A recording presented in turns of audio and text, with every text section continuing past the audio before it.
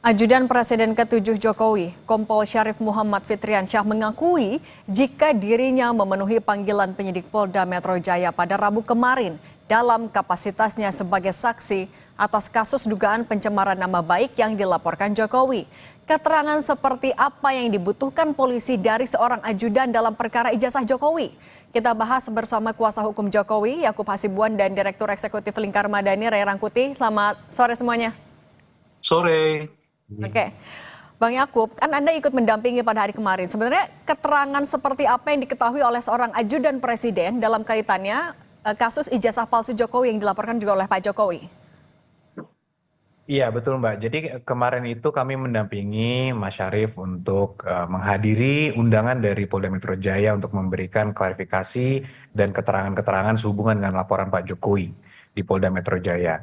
Nah, laporan ini kan sebenarnya sudah cukup lama menurut kami, pandangan kami, dan ini masih di tahap penyelidikan, sehingga ya kami lihat mungkin semakin cepat semua pihak mau taat hukum dan memberikan klarifikasinya sebagaimana diundang atau diminta, ya tentunya proses ini mungkin semakin cepat juga dapat berjalan. Sehingga tentunya Mas Syarif juga sebagai warga negara yang baik dan taat hukum juga ada undangan tentu dihadiri. Ditanyanya juga seputaran apa yang beliau ketahui tentang laporan Pak Jokowi, dikonfirmasi juga mengenai tanggal-tanggal, lokasi-lokasi yang ada di laporan polisi yang telah dibuat oleh kami. Nah, selanjutnya juga yang menjadi pertanyaan, ada pihak-pihak juga yang mengaku sudah diundang juga namun menolak untuk hadir juga untuk memberikan klarifikasi. Nah, ini yang juga kami sayangkan, sedangkan di mana Pak Jokowi itu dilaporkan atau diadukan di Mabes Polri pun Pak Jokowi aja datang untuk memberikan klarifikasinya.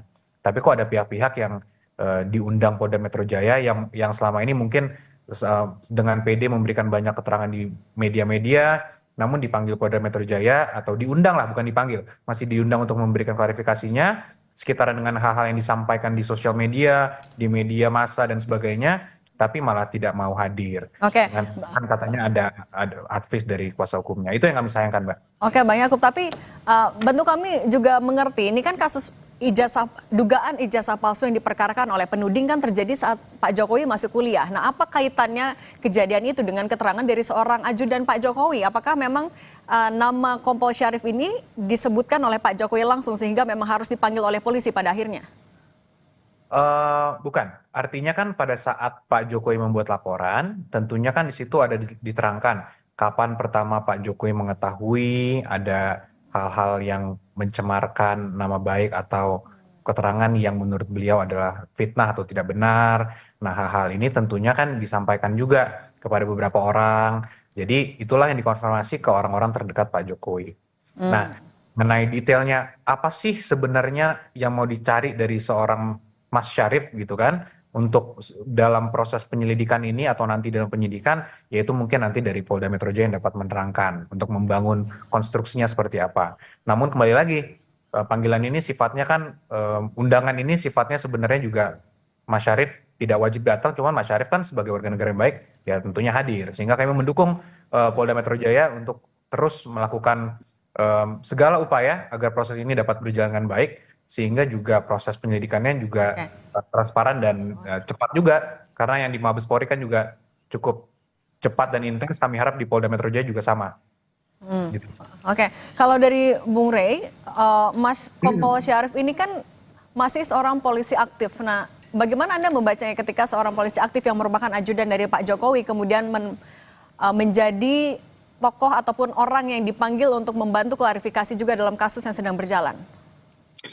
Kalau itu sih tidak ada masalah ya, siapapun warga negara kalau mau dipanggil untuk dimintai keterangan terkait dengan hal tertentu, ya itu mau ya polisi aktif atau purnawirawan, tentara aktif, bahkan menteri macam-macam ya boleh datang boleh tidak. Tadi dijelaskan tuh. Masalahnya menurut saya persis bukan di situ. Masalahnya persis seperti yang Anda tanyakan tadi tuh. Kira-kira apa urgensinya ya ajudan ini dipanggil oleh kepolisian gitu. Nah, saya juga agak bertanya soal itu tuh. Apa korelasi peristiwa ini dengan ajudan gitu. Ajudan itu kan sifatnya bukan sekretaris loh. Ajudan itu juga bukan staf ahli gitu ya. Ajudan itu hanya pendamping fisik sebetulnya terhadap mantan presiden Jokowi. Nah, dalam konteks itulah jadi pertanyaan, lah ini ajudan korelasinya dengan peristiwa ini kira-kira apa gitu. Nah, itu adalah pertanyaannya. Tapi itu tadi karena memang penyidik merasa penting untuk mengundangnya, ya monggo-monggo aja, silakan saja. Meskipun di kita yang merasa bahwa apa urgensinya, apa korelasinya antara ajudan mantan presiden dengan peristiwa yang merasa diadukan oleh beliau terkait dengan pencemaran nama baik itu. Di situ sebetulnya persoalannya gitu. Nah itu, Bang Yakub bagaimana menanggapinya? Apa urgensinya seorang ajudan? Kenapa tidak staf ahli yang lain ataupun sekretarisnya? Ya, mungkin kembali lagi, mungkin mengenai hal ini kan yang paling tepat untuk menjawab adalah nanti para penyelidik di Polda Metro Jaya, Mbak.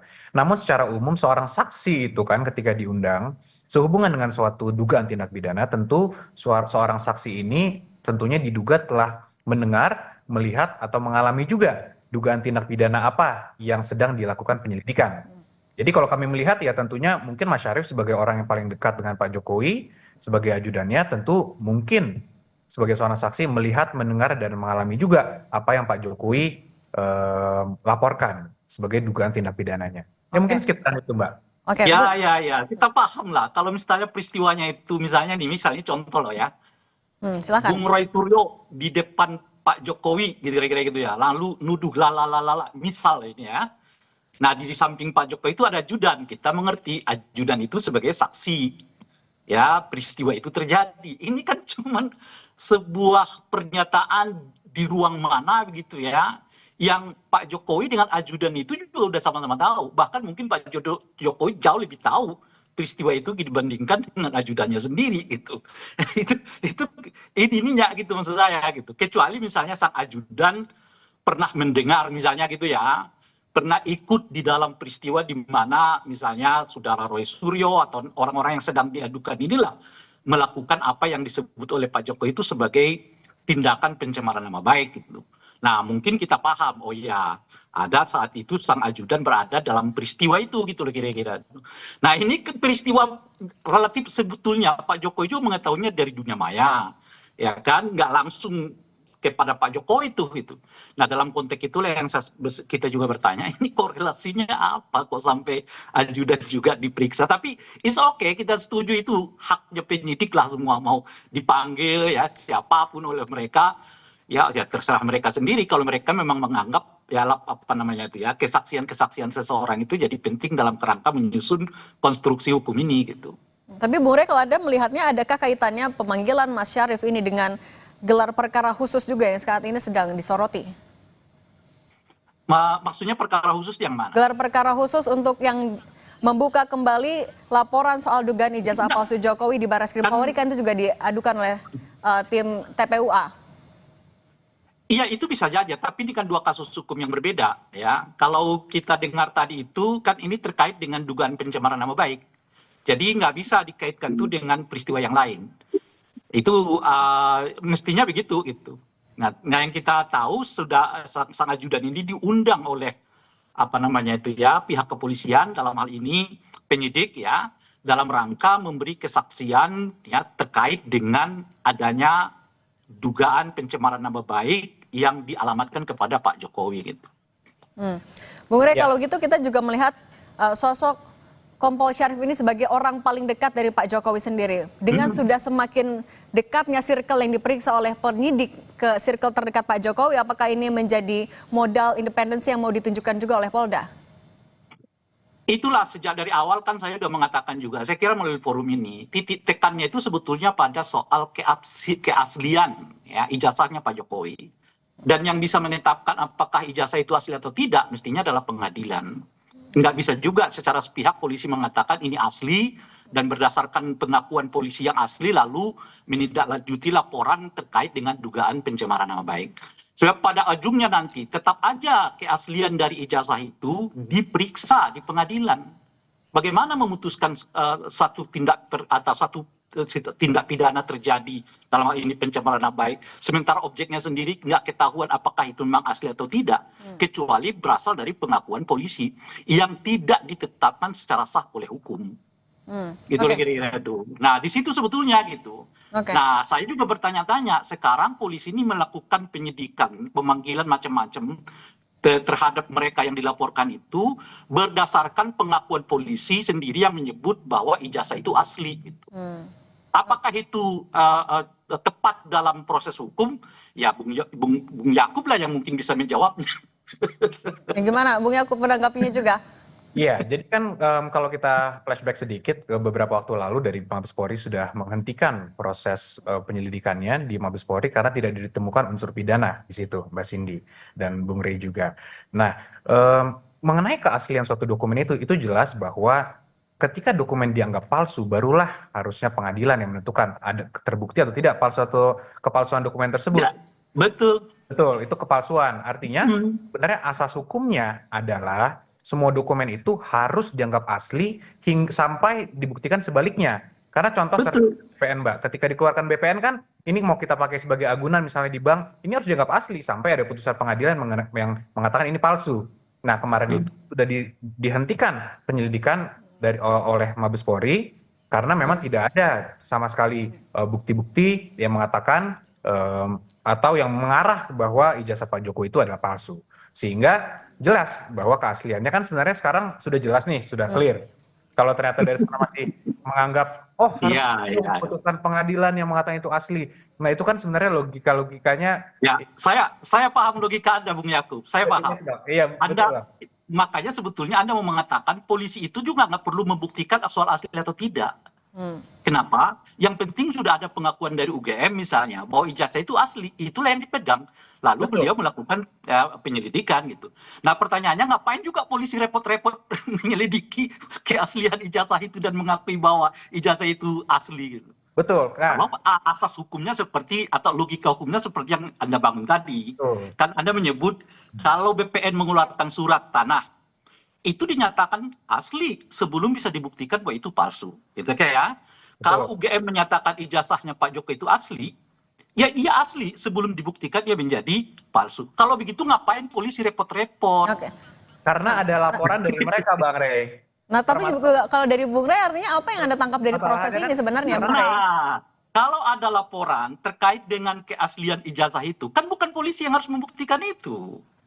nah mereka lapornya kebetulan ke Mabes Polri, Bang Nah Rey. iya, kan Mabes Polri dengan tentu saja Mabes Polri bisa mengatakan ini bukan wilayah saya. Untuk memastikan bahwa ijazah ini adalah palsu. Palsu loh ya, Ya, kita bedakan dengan orang yang melaporkan pihak lain menggunakan ijazah palsu. Itu dua peristiwa yang berbeda. Ya kan? Kalau ijazahnya palsu itu ijazahnya yang dipersoalkan. Tapi kalau ada orang mengadukan orang lain dugaan menggunakan ijazah palsu, berarti ada tindakan menggunakan dokumen palsu. nah Itu itulah dua yang hal yang berbeda. Nah, dilaporkan yang mereka, Bang saya Rey. mau katakan itu, Bung, adalah ijazahnya itu. Bukan apakah ijazah ini dipakai atau tidak itu. Nah, yang penting bagi saya itu adalah membuktikan ijazahnya itu sendiri. Apakah palsu atau tidak. Setahu saya, polisi melakukan penyelidikan terhadap keaslian ijazah itu berkenaan dengan dugaan adanya penggunaan dokumen palsu kan.